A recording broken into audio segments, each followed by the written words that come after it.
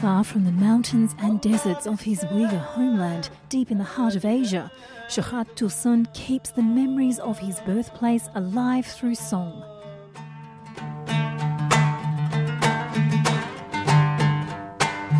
Music, my life. When I was 6 years old, I started from my dad. The ballad he's performing is all the more poignant since territorial dispute has effectively removed East Turkestan from the world map. That's a song,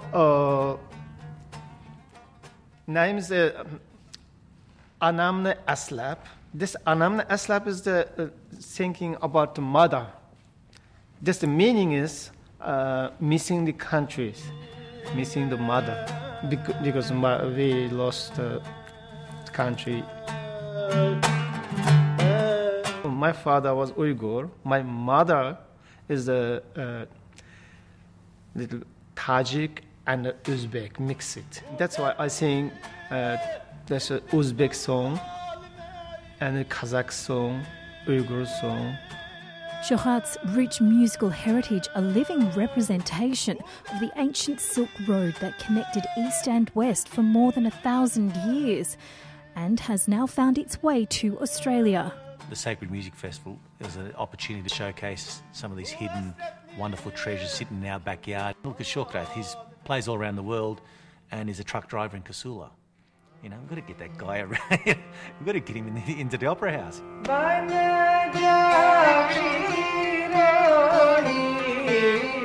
Sharing the stage will be mother and daughter performers Malti and Indu, whose classical southern Indian musical tradition has also been passed down through several family generations.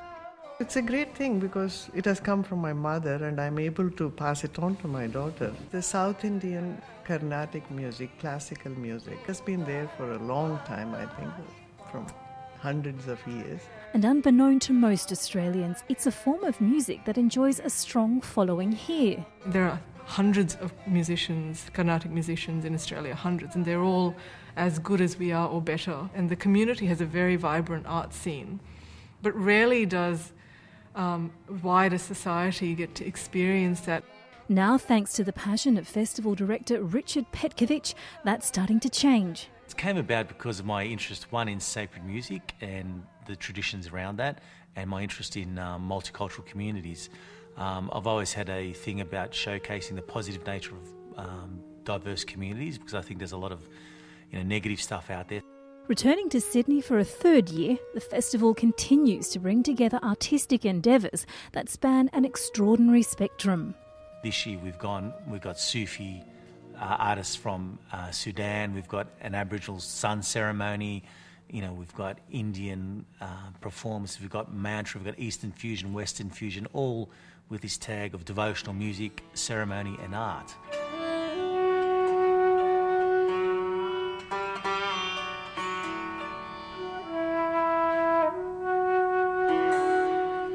When it comes to celebrating fusion, Ashish Menon and Tara will be blending their divine mantra sounds with the beautiful surrounds of a yoga retreat in the northwest suburb of Kenthurst.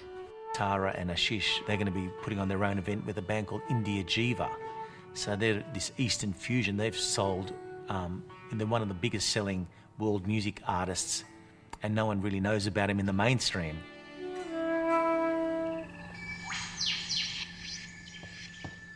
One group hoping to make a name for itself is Triangulate, whose unique approach incorporates the latest in cutting-edge technology. There's three of us, hence the triangle reference. We all bring different things to the mix, so I'm a bit more technical side, and Sarah is quite arty, and Karen just does everything.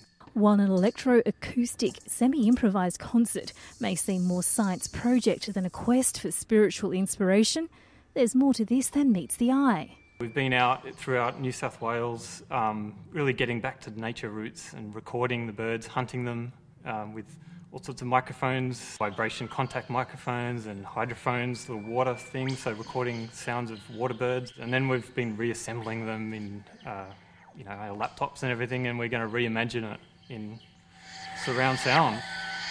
And it seems when it comes to the sacred, it pays to keep an open mind. We're hoping it's going to be very immersive and to kind of open people's ears, I guess, to listening. It's good to have an open-mindedness. There is always an element of beauty in any music.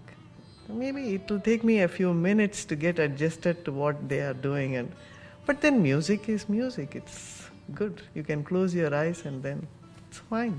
How does it matter whether it is west or east? Wise words indeed.